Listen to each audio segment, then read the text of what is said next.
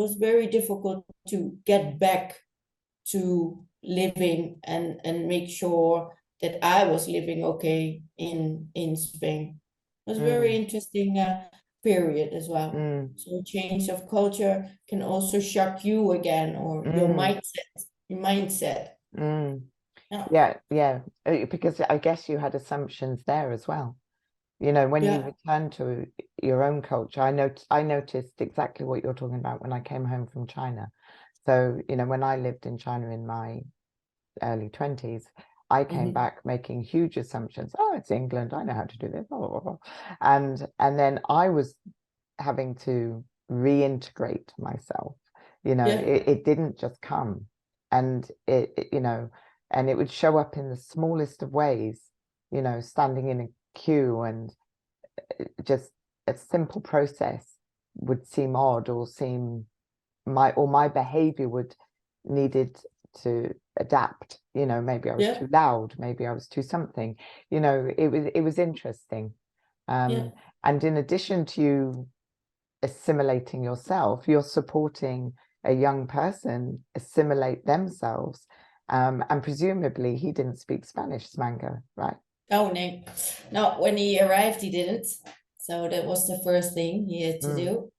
And that's another process where we could understand each other, because obviously I went through that process as well. Although his background, language background, it's way different than me learning Spanish, knowing already English, speaking Dutch.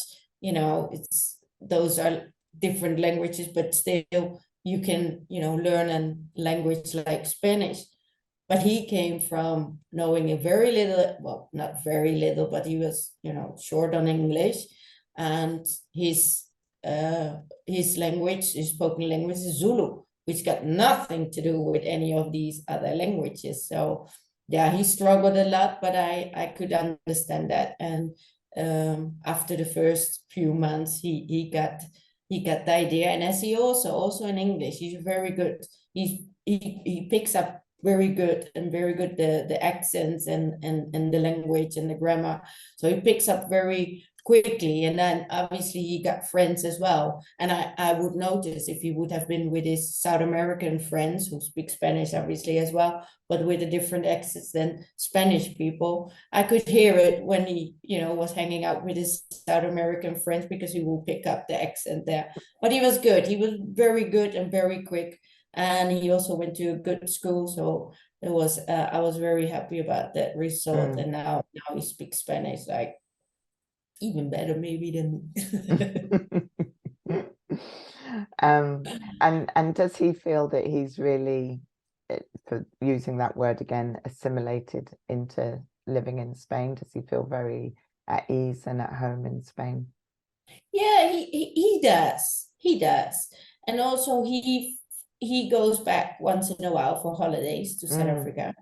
And because he does really love his country, but he also sees that now for him it would be like a struggle to go back, because now people see him different in different eyes, because he's been to Europe, he's been to Spain.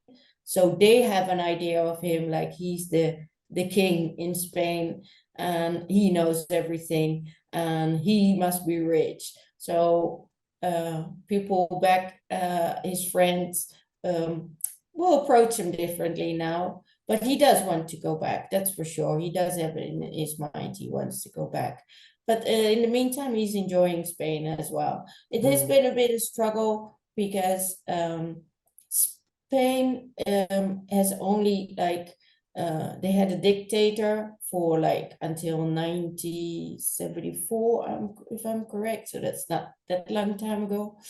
And they still have quite a big generation that's racist. And he had to suffer that a lot. And he even sometimes mentioned to me that he even feels that Spain sometimes is more racist than South Africa, because he lived with it his whole life. And he says in Spain, and that's another thing that I didn't know about Spain before I brought him here. And now, looking through his eyes and listening to his stories, yes, it's correct. He had, obviously now it's getting better as well. We're now 10 years later, 11 years later, and it gets better, luckily. So, but he did have a bit of a struggle. Maybe it was also, you're a new country, you have to see how do people deal with racism. So he was always on top of it and knowing what's aware of what's happening around him. And but yeah, he made me also see this side of Spain, which I do not really like. But yes, has been a bit of a difficulty for him coming to the Spain. But now, yeah, he speaks Spanish. He eats Spanish food. He loves Spanish food, and besides Spanish food, he eats all kinds of food. He knows how to eat with chopsticks and things like that. He never tried it before, but here, because he got a lot of international friends, he eats all kinds of food and loves everything. So yeah, it's been a long journey for him, but yeah, and he's happy.